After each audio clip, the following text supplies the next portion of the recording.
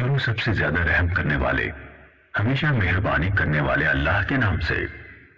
تمام تر حمد و ثنا سارے جہانوں کے پالنے والے اللہ کے لیے اور بہترین جزا تقوی اختیار کرنے والوں کے لیے ہے۔ اللہ خاتم النبیین محمد صلی اللہ علیہ وآلہ وسلم پر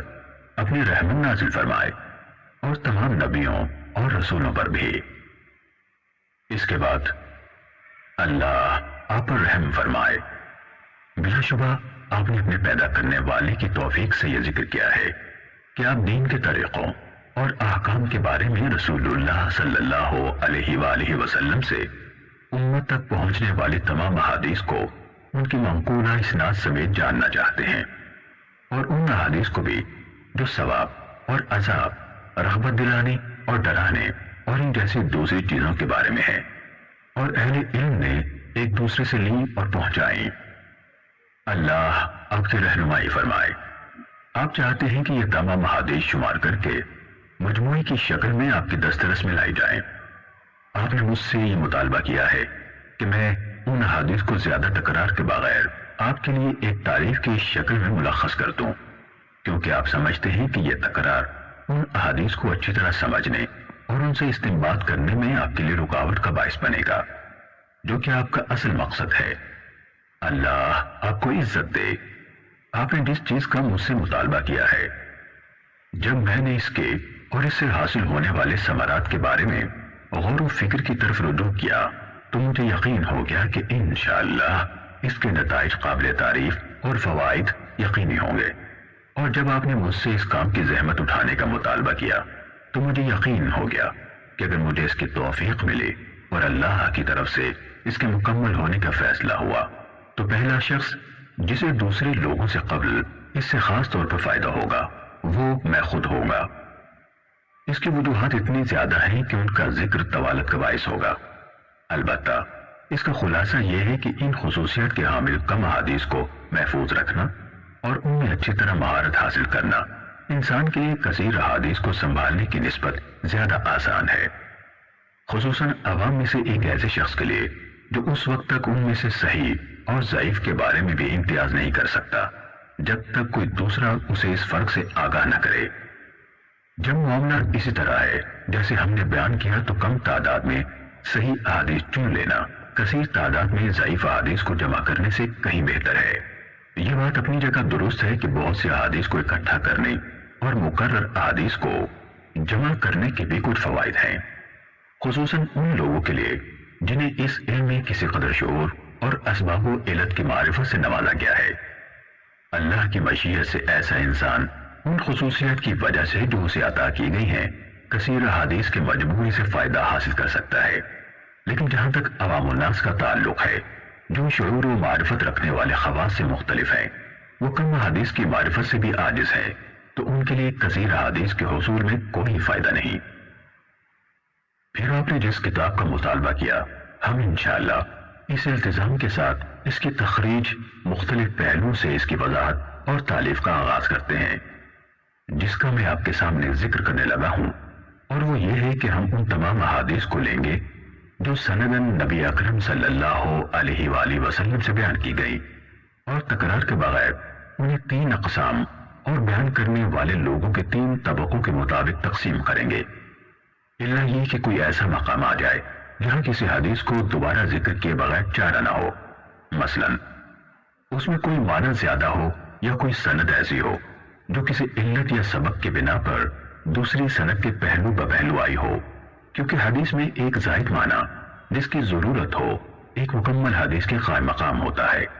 اس لیے ایسی حدیث کو جس میں ہمارا بیان کردہ کوئی معنوی اضافہ پایا جاتا ہے دوبارہ لائے بغیر چارہ نہیں، یا جب ممکن ہوا تو ہم اس معنی کو اختصار کے ساتھ پوری حدیث سے الگ کر کے بیان کر دیں گے، لیکن بسا اوقات اسے پوری حدیث سے الگ کرنا مشکل ہوتا ہے، اور جب اس کی گنجائش نہ ہو تو اسے اصل شکل میں دوبارہ بیان کرنا زیادہ محفوظ ہوتا ہے۔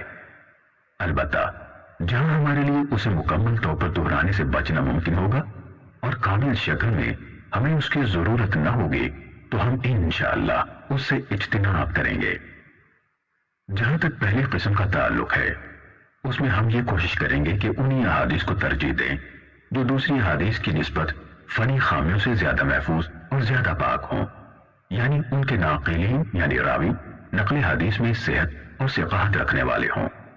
ان کی روایت میں شدید اختلاف پایا جائے، نہ الفاظ و معنی کو بہت برے طریقے سے خلط ملط کیا گیا ہو، جس طرح کے بہت سے حدیث بیان کرنے والوں میں پایا گیا ہے، اور ان کی روایت میں یہ چیز واضح ہو چکی ہے۔ جب ہم اس قسم کے ثقہ لوگوں سے مرویات کا احاطہ کر لیں گے تو بعد ازیں ایسی روایات لائیں گے جن کی سندوں میں کوئی ایسے راوی موجود ہوں گے جو طبقہ اولا جیسے راویوں کے حفظ و اتقان سے متصف نہیں، لیکن وہ بھی انہی میں سے ہیں، چاہے ان صفات میں ان سے ذرا کم ہے جن کو ان سے مقدم رکھا گیا ہے، لیکن عفت، صدق اور علم سے شغف رکھنے جیسی صفات ان میں عام ہوں، جس طرح عطا بن صائب، یزید بن ابی زیاد، لیث بن ابی سلیم اور ان کی طرح کے دیگر حاملین آثار اور ناقلین اخبار ہیں۔ یہ حضرات اگرچہ اہل علم کے ہاں علم اور عفت جیسی صفات میں معروف ہیں،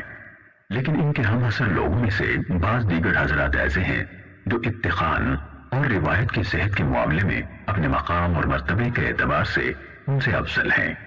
اس کی وجہ یہ ہے کہ اہل علم کے ہاں یہ حفظ و اتقان ایک بہت اونچا مرتبہ اور ایک اعلیٰ ترین صفت ہے۔ آپ دیکھتے نہیں کہ ان تینوں حضرات یعنی عطا، یزید اور لیث جن کا ہم نے ابھی نام لیا، ان کا موازنہ حدیث کے حفظ و اتقان میں منصور بن معتمر، سلیمان اعمش اور اسماعیل بن ابی خالد سے کریں تو انہیں آپ ان حضرات سے خاصے فاصلے پر پائیں گے، یہ ان کے قریب بھی نہیں آ پاتے۔ ماہرین علم حدیث کو اس بارے میں کوئی شک نہیں کہ منصور، اعمش اور اسماعیل کے ہاں حفظ کی صحت اور حدیث بیان کرنے میں مہارت کی جو صفات فراواں اہل علم کو نظر آتی ہیں، ان کے نزدیک وہ عطا، یزید اور لیث کے ہاں اس طرح معروف نہیں۔ اگر آپ دیگر ہمسروں کے درمیان موازنہ کریں تو بھی یہی ماجرا سامنے آتا ہے۔ مثلا آپ ابن عون اور ایوب سختیانی کا موازنہ عوف بن ابی جمیلہ اور اشعث حمرانی سے کریں، یہ دونوں بھی اسی طرح حسن بصری اور ابن سیرین کے شاگرد ہیں جس طرح ابن عون اور ایوب ان کے شاگرد ہیں، لیکن ان دونوں اور ان دونوں کے درمیان کمال فضل اور صحت نقل کے اعتبار سے بہت بڑا فاصلہ پایا جاتا ہے۔ عوف اور اشعث بھی اگرچہ اہل علم کے ہاں صدق و امانت سے ہٹے ہوئے نہیں مانے جاتے، لیکن جہاں تک مرتبے کا تعلق ہے تو اہل علم کے ہاں حقیقت وہی ہے جو ہم نے بیان کی۔ ہم نے نام ذکر کر کے مثال اس لیے دی ہے تاکہ اس شخص کے لیے جو اہل علم کے ہاں حاملین حدیث کے درجے کے طریقے سے ناواقف ہے، یہ مثال ایسا واضح نشان ثابت ہو جس کے ذریعے سے وہ مکمل واقفیت حاصل کر لے اور اونچا درجہ رکھنے والے کو اس کے مرتبے سے گھٹائے اور نہ کم درجے والے کو اس کے مرتبے سے بڑھائے، ہر ایک کو اس کا حق دے اور اس کے مرتبے پر رکھے۔ حضرت عائشہ صدیقہ رضی اللہ تعالیٰ عنہ سے روایت بیان کی گئی، انہوں نے کہا ہمیں رسول اللہ صلی اللہ علیہ وآلہ وسلم نے حکم دیا تھا کہ ہم لوگوں کو ان کے مرتبوں پر رکھیں۔ اس کے ساتھ ہی اللہ کا حکم جو قرآن نے بیان فرمایا،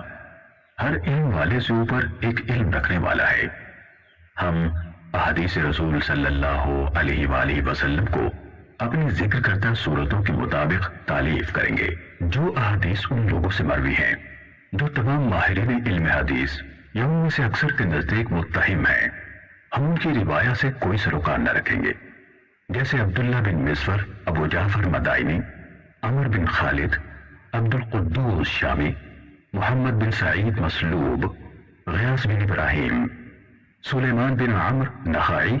اور ان جیسے دیگر لوگوں کی مرویات سے بھی جن پر وضع احادیث اور روایت سازی کے الزامات ہیں۔ اسی طرح وہ لوگ جن کی مرویات کی غالب تعداد منکر اور غلط احادیث پر مشتمل ہے،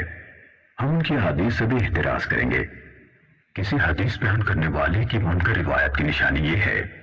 کہ جب اس کی روایت کردہ حدیث کا دوسرے اصحاب حفظ اور مقبول محدثین کی روایت سے موازنہ کیا جائے تو وہ ان کی روایت کے مخالف ہو یا ان کے ساتھ موافق نہ ہو پائے۔ جب کسی کی اکثر مرویات اس طرح کی ہوں تو وہ متروک الحدیث ہوتا ہے،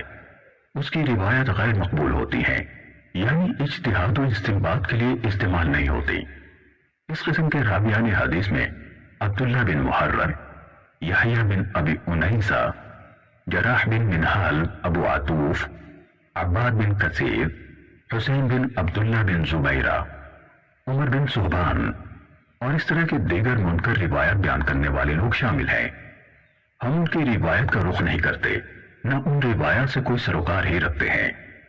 کیونکہ حدیث میں متفرد راوی کی روایت قبول کرنے کے متعلق اہل علم کا معروف مذہب اور ان کا فیصلہ یہ ہے کہ اگر وہ راوی عام طور پر اہل علم و حفظ ثقات کی موافقت کرتا ہے اور اس نے گہرائی میں جا کر ان کی موافقت کی ہے، تو ایسی صورت میں اگر وہ متفرد کوئی ایسا اضافہ بیان کرتا ہے جو اس کے دوسرے ہم مکتبوں کے ہاں نہیں ہے، تو اس کا یہ اضافہ محدثین کے ہاں قبول کیا جائے گا۔ لیکن اس حدیث بیان کرنے والے کو آپ دیکھیں کہ وہ امام زہری جیسے جلیل القدر محدث سے روایت بیان کرتا ہے، جن کے کثیر تعداد میں ایسے شاگرد ہیں جو حفاظ حدیث ہیں، ان کی اور دوسرے محدثین کی روایت کے ماہر ہیں، یا وہ ہشام بن عروہ جیسے امام التابعین سے روایت کرتا ہے۔ ان دونوں کی احادیث تو اہل علم کے ہاں خوب پھیلی ہوئی ہیں،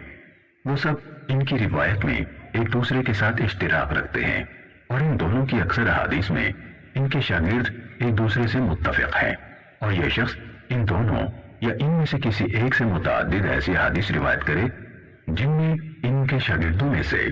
اس کے ساتھ کوئی اور شریک نہیں، تو اس جیسے لوگوں سے اس قسم کی کوئی حدیث قبول کرنا جائز نہیں۔ اللہ ہی زیادہ جاننے والا ہے۔ ہم نے حدیث اور اصحاب حدیث یعنی محدثین کے طریقہ کار کا کچھ حصہ ہر اس شخص کی توجہ کے لیے جو ان کے راستے پر چلنا چاہتا ہے اور جسے اس کی توفیق نصیب ہوتی ہے تفصیل سے بیان کر دیا ہے۔ انشاءاللہ